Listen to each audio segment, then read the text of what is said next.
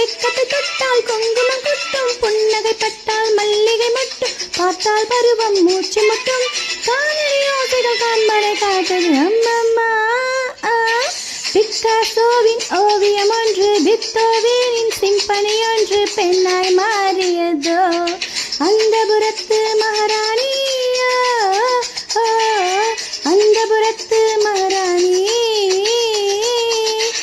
அழகிய லைலா அவள் இவனது ஸ்டைலா, சந்தன வேலா இவள் மன்மத புயலா, அடடா பூ